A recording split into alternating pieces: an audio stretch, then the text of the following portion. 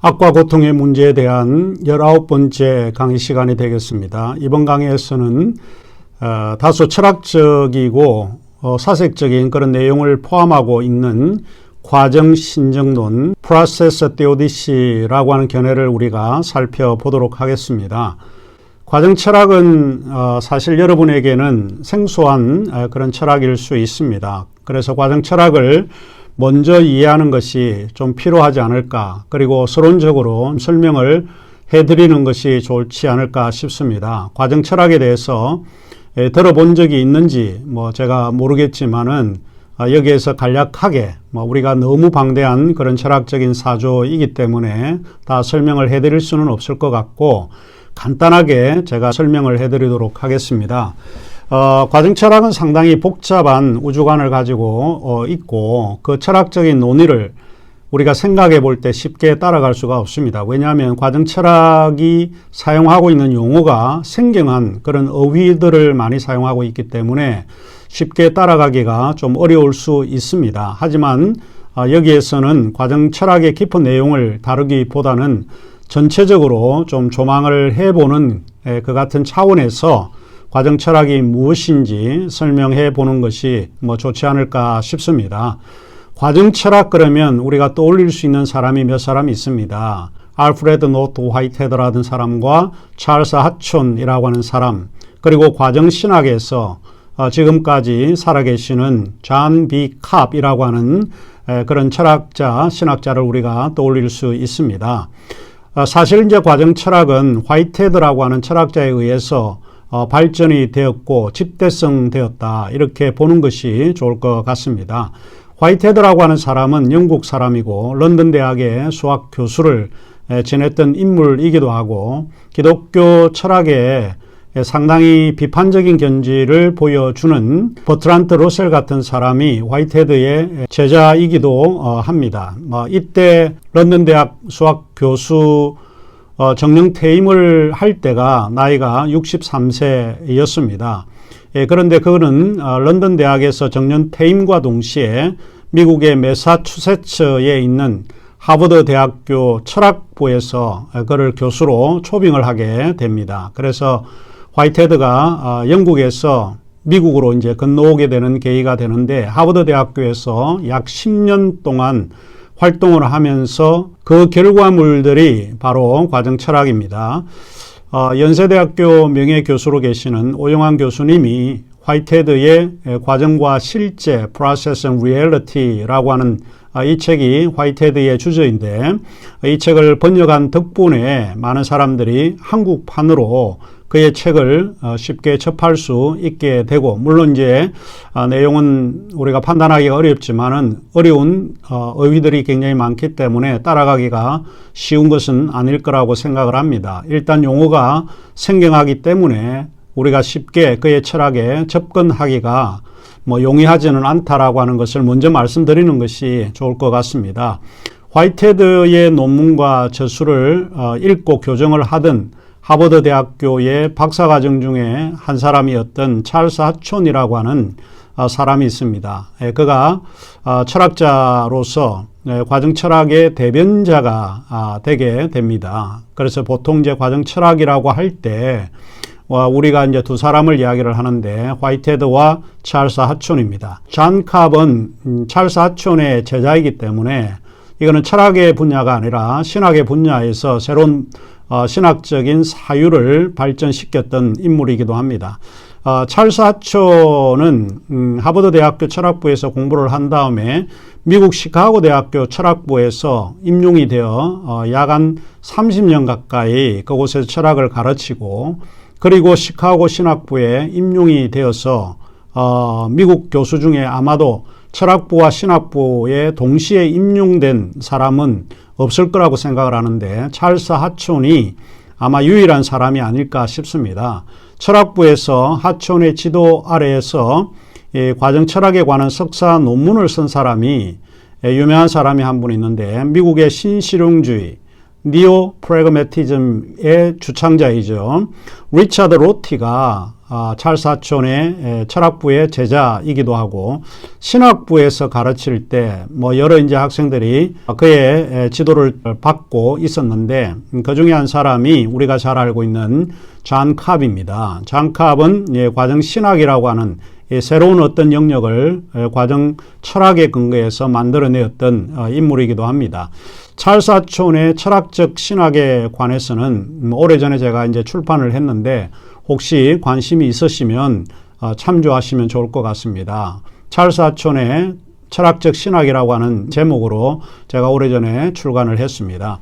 그런데 우리가 이제 과정 사상을 생각을 하게 되면 상당히 이제 비판적인 요소가 상당히 많이 있다라고 하는 것도 기억을 하시면 좋을 것 같습니다. 어느 학문이든 오류나 비판에서 완전히 해방되는 그런 학문이나 비판은 없다고 우리가 볼 수 있기 때문에 그렇죠.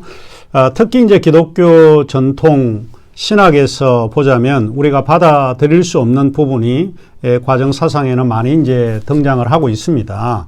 로널드 뇌시라고 하는 이제 철학자 겸 기독교 철학자가 계시는데 이 뇌시가 신랄하게 비판을 하고 있는 사람 중에 한 사람입니다. 지금은 이제 작고를 하셨는데 뇌시는 브라운 대학교와 시라큐스 대학교에서 이제 공부를 하신 분인데 원래 침례 교인이고 돌아가실 때까지 침례 교인으로 살았던 분이시고 웨스턴 켄터키 대학교에서 약 한 27년간을 철학 교수로 지내다가 이제 1998년에서 2005년 약 한 7년 정도 되겠죠. 서던 베프티스트 디알로지컬 세미너리에서 기독교 철학 교수를 지냈습니다. 건강이 좋지 않아서 은퇴를 했는데 2006년 3월에 뇌졸중과 다른 합병증으로 세상을 떠나게 되었습니다. 그는 이제 과정 사상을 평가하기를 현재 기독교 신앙을 위협하는 가장 위험한 그런 사상이다라고 평가를 합니다. 자, 이런 이유에서 신학은 전통 신학과는 이제 차이가 있고 자유주의 신학으로 평가를 받고 있습니다. 이제 그럼에도 불구하고 신학보다는 우주관을 우리가 보게 되면 좀 이제 다른 관점에서 접근할 수 있지 않을까 싶긴 합니다. 악의 문제에서 특별히 어느 정도 이해가 가능하고 어떤 통찰력을 제공해 주는 그런 우주관을 보여주고 있다. 이런 생각을 해보게 됩니다. 무엇보다도 과정 철학을 이해하려면 이제 두 가지 측면을 해야 할 것 같습니다. 하나는 이제 과정이라고 하는 그런 개념인데 프로세스라고 하는 단어에 우리가 주의를 해볼 필요가 있고요. 또 하나는 유기체, 오르게니즘이라고 하는 유기체라고 하는 개념을 우리가 한번 생각을 해볼 필요가 있습니다. 자연이나 우주 및 사물은 모든 것이 하나의 과정 속에 있다라고 하는 이야기입니다. 과정이라고 하는 것은 지나간다라고 하는 뜻이고 변화된다라고 하는 것을 전제로 합니다. 과정이라고 하는 것은 우리가 1학년에서 2학년, 2학년에서 3학년 이렇게 변화되어 가는 것과 이제 같은 것인데 화이테드가 말하고 있듯이 현실적이 된다라고 하는 것은 하나의 과정이다 라고 표현을 했거든요. 다시 말을 하자면 존재한다라고 하는 것은 과정적이다. 이렇게 이해를 해볼 수 있습니다. 한 인간이 태어나 존재한다라고 하는 것은 영원히 한 인간으로 남아있는 것이 아니고 변화되어 가고 바뀌어 간다라고 하는 이야기입니다. 그래서 과정적이다 이렇게 표현을 하고 있습니다.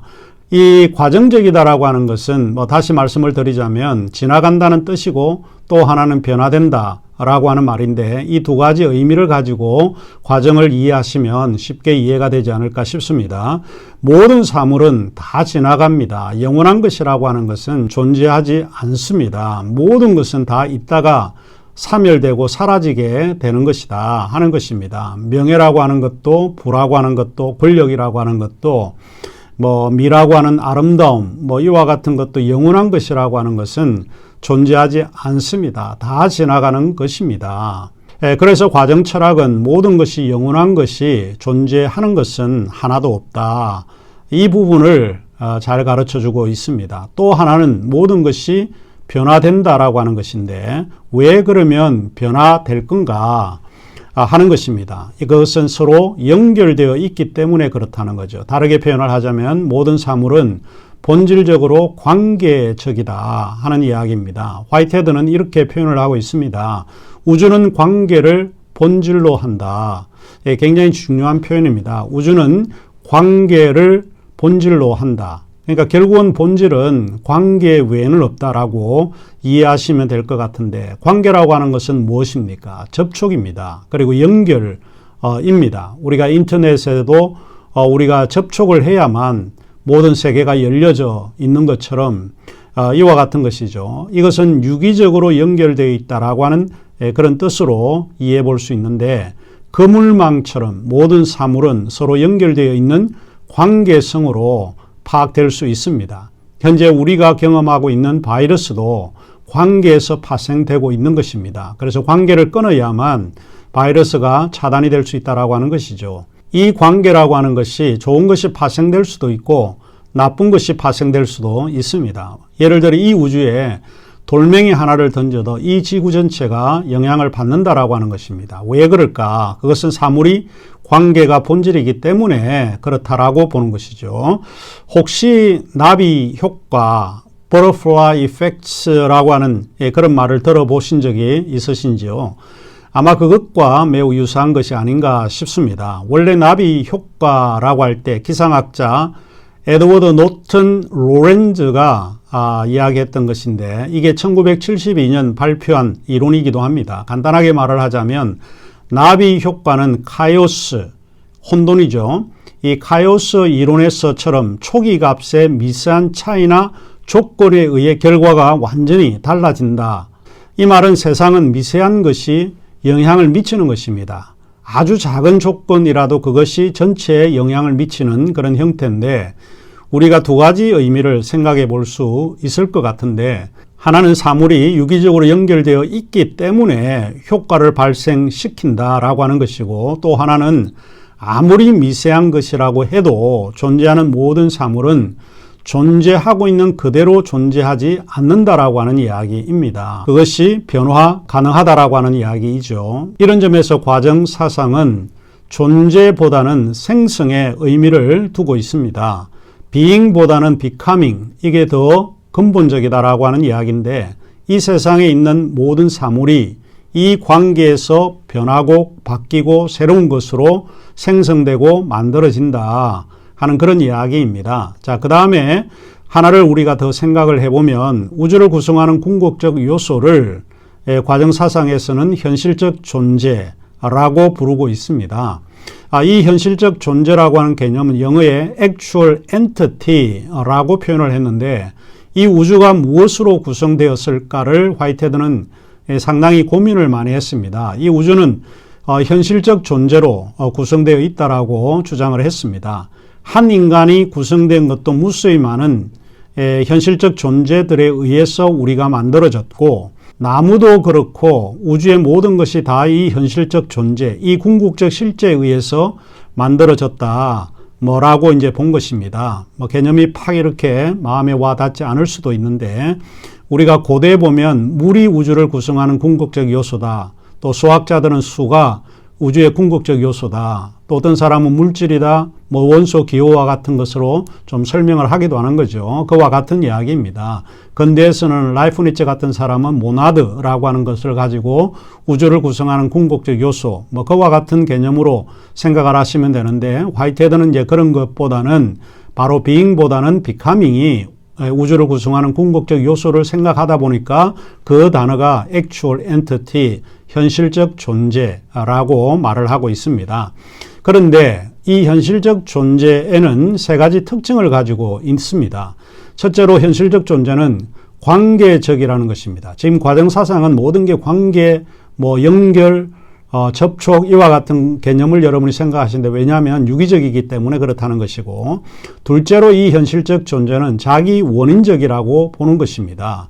우리가 무엇인가를 선택하고 결정하는 것은 냉혹한 이 현실에서 결정하는 것은 내가 결정한다라고 보는 거예요. 자기 원인적이다. 내가 선택하고 내가 결정하는 그런 힘을 가지고 있다. 이게 자기 원인적이라고 표현을 했습니다. 그리고 현실적 존재는 세 번째로 의존적이다. 모든 게 의존되어 있다라고 보는 것이죠. 제가 설명할 수 있는 것은 이 세 가지에 의해서 설명이 가능하지 않을까 싶습니다. 우선 앞에서 이야기를 했지만 사물은 관계이고 관계가 본질적이다라고 이야기를 했습니다. 이 관계성 혹은 관계, relatedness라고 하는 이 관계가 본질이라고 하는 것을 염두에 두시면 좋을 것 같습니다. 과정 사상적 입장에서 악의 문제가 사실은 논의할 게 굉장히 많이 있는데 이 시간에는 우리 교재를 중심으로 간략하게 설명을 해드리는 것이 좋을 것 같습니다. 우선 우리가 먼저 살펴볼 것은 우리 교재 246쪽이 되겠습니다. 과정 사상은 모든 피조물은 제각기 본래적인 가치를 지닌다고 주장을 합니다.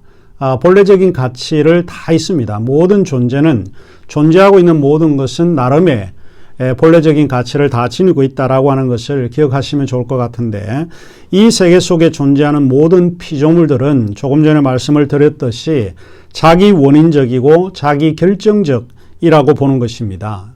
이것이 바로 느낌의 주체이자 행위의 원인자입니다. 세계에 대해서 반응하고 느끼고 또 생각하고 있는 모든 것은 자기 스스로 결정을 하고 있다라고 보는 것입니다. 무엇인가 선택하고 결정을 할 때 그 선택이나 결정은 주체자인 행위자 자신에게 달려 있다라고 보는 것입니다. 이런 점에서 모든 피조물은 자기가 사물에 대해서 느끼고 결정하고 행동하고 판단하는 그러한 고유한 힘을 행사한다. 그래서 모든 존재는 본질적인 가치를 지니고 있습니다. 이런 결정과 선택에 의해서 고통이 파생되기도 하고 악이 파생되기도 합니다. 오히려 또 세상에 공헌을 만들어내기도 하는 요인이 바로 이 자기 원인적, 자기 결정적인 주체이기 때문에 그렇습니다. 자, 하나 기억을 해야 될 것이 이 첫 번째 이 특징이 무엇인가 하면 자기가 이 세계의 주체입니다. 주체는 느낌의 주체라고 하는 것을 기억하시면 좋을 것 같습니다. 자, 이제 두 번째 특징이 무엇인가 하면 우리 247쪽 밑에 마지막 줄에 나오는데 악의 생성은 모든 피조물들의 자유 혹은 그들의 자유로운 선택과 결정에 관련하여 나타난다라고 하는 것입니다. 모든 피조물은 두 가지 요소에 의해서 특징이 되어지는데 하나는 모든 피조물이 스스로 자기 원인적이고 결정적이다. 앞에 부분에서 제가 말씀을 드렸고 또 하나는 모든 피조물이 자유로운 존재라고 하는 것입니다. 우리가 결정하는 것은 자유가 있기 때문에 그렇게 결정을 하고 있다라고 하는 이야기입니다. 그런데 이 자유로운 행위에는 충돌과 조화를 동시에 포함하는 그런 요소가 있습니다. 이 자유로운 행위가 우리에게 알지 못하는 새로운 형태의 사건들을 만들어내게 된다는 것입니다. 그것이 선한 것일 수 있고 또 그것이 악한 것일 수 있습니다. 여기서 과정 신정론은 자유의 행위가 서로 엇갈리고 충돌을 일으키면서 사물들이 뒤틀리기도 하고 역전되기도 한다라고 하는 것을 이야기를 합니다.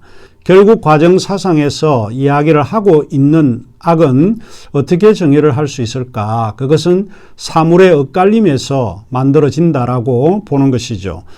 두 가지 관계에서 하나가 서로 이제 엇갈리게 만들게 될 때 조화를 이루지 못하는 그와 같은 이미지를 떠올리면 되지 않을까 생각을 합니다. 자, 구체적으로 이제 이야기를 하자면 이제 악이 발생하는 것은 화이트헤드가 말을 할 때는 두 가지 개념을 가지고 설명을 하는데 하나는 불화입니다. 그 불화는 소위 디스코드라고 하는 것인데 이 불화는 악의 긍정적인 요소로서 조화를 방해하는 그와 같은 요소입니다. 이 불화가 일어나게 되면 이 악이 발생하게 된다라고 보고 또 하나는 사소함이라고 표현을 했습니다. 사소함인데 이 사소함은 triviality라고 하는 영어로 표현을 하고 있습니다. 이 사소함은 우리가 열정이 사라진 그런 상태입니다. 우리가 세상이 너무 열정이 사라진 그런 상태를 경험하게 되면 거기에서 또 악이 만들어진다. 이런 이야기를 합니다. 이제 반대로 악을 극복하는 것은 무엇인가? 화이트헤드는 이제 두 가지를 이야기를 하는데 하나는 조화이고 또 하나는 강도라고 이야기를 합니다. 조화라고 하는 것은 harmony라고 하는 것이죠. 그리고 강도라고 하는 것은 영어의 intensity라고 하는 말을 사용합니다. 강렬한 그런 것이죠. 그래서 이 두 가지 요소를 강조하는데 조화와 강도의 가치적 요소에 의해서 한 존재가 영향을 받고 있다. 그런 이야기입니다. 말하자면 인간 존재 속에 있는 이 고유한 선은 조화를 이루고자 하는 욕구를 가지고 있고 그의 가치를 우리의 가치라고 하는 것은 강도에 의해서 만들어지는데 밀접하게 우리가 경험했던 그런 요소가 강도를 이루고 있는데 자기의 관심을 갖고 자기가 추구하고자 하는 그런 욕구가 일종의 가치인데 강도는 가치적인 선을 이야기를 합니다. 자, 이와 같은 것을 통해서 궁극적인 선을 성취하려고 하는 그런 욕구를 가지고 있다. 라고 하는 이야기입니다. 자, 조금 이제 어렵게 표현을 하자면 악의 감정은 하나의 느낌으로서 다른 느낌, 긍정적인 파악이라고 보통 이제 프리헨션이라고 하는 표현을 과정 사상에서 이야기를 하고 있는데 서로 부여잡는 것을 보통 파악 혹은 파지라고 이야기를 합니다. 그래서 부여잡는 어떤 느낌이 아니고 그 느낌을 의도적으로 배제하면서 세계 새로운 형태의 악의 모습이 만들어진다. 이렇게 이야기를 하고 있습니다. 다소 이제 복잡한 그런 개념인데 이제 세 번째로 우리가 넘어가도록 하겠습니다. 세 번째 이제 과정 신정론의 특징은 악의 문제를 이해하기 위해서 신의 역할을 상당히 중요한 것으로 여겼습니다. 시간이 다 됐기 때문에 이 부분에 대해서는 좀 간단하게 좀 이야기하는 것이 좋을 것 같습니다. 결국은 하나님이 이 과정 사상에서는 중요한 역할을 합니다. 그런데 하나님은 어떤 분으로 이해되는가? 설득적인 힘으로 이해되고 있다라고 보는 것이죠. 강압적인 힘을 행사하는 분이 아니고 설득적인 힘을 행사하는 분이시다. coercive power를 행사하는 것이 아니고 persuasive power를 행사하는 그와 같은 분. 화이트헤드에 따르면 이와 같은 그런 신은 갈릴리 이미지에 하나님으로 이해될 수 있다라고 이야기를 합니다. 우리가 보통 이제 하나님을 이야기를 할 때 하나님은 강압적이고 계시적인 하나님을 생각하기 때문에 위에서 아래로 자기의 힘을 행사하는 그런 관계적인 힘이 아니라 수직적인 그와 같은 힘을 행사하는 분으로 우리가 이해를 할 수 있는데 과정사상은 하나님은 이제 수평적이고 설득적이고 관계적인 그런 힘을 행사하시는 분이다라고 주장을 합니다. 이제 악과 고통을 당할 때에 하나님이 하시는 일은 무엇인가? 우리에게 설득하시는 작업을 하고 계시다. 이제 그런 의미로 화이트헤드는 이야기를 하고 있습니다. 이제 그런 의미에서 우리 교재 252쪽의 중간 밑부분에서 제가 그런 이야기를 했습니다. 과정 사상가들은 이런 신만이 전통적인 의미의 군주적 이미지의 그런 하나님, 또 일방적인 이미지의 하나님, 무감동적인 이미지의 하나님을 극복할 수 있고 그의 피조물의 고난에 동참하는 신이 될 수 있다. 이렇게 주장을 하고 있습니다. 이제 그런 의미에서 화이트헤드는 이제 그의 과정과 실제에서 이렇게 표현을 했습니다. 우리 253쪽에 제가 표현을 했는데 읽어 드리도록 하겠습니다. 신의 역할은 산출력과 산출력의 투쟁도 아니고 파괴력과 파괴력의 투쟁도 아니다. 신의 역할은 그의 개념적 조화의 압도적 합리성이 그의 인내 속에 행사되는 데 있다. 신은 진, 선, 미에 관한 자신의 비전에 의해 세계를 이끌어가는 애정어린 인내심을 가지고 있는 세계의 시인이시다. 이렇게 표현을 했습니다. 자, 이런 점에서 과정 철학은 악의 현실에서 언제나 보다 나은 선을 향해 우리를 인도하는 설득적 하나님을 이야기함으로써 이제 신이 악을 극복할 수 있는 힘을 제공해 준다라고 주장을 하고 있습니다.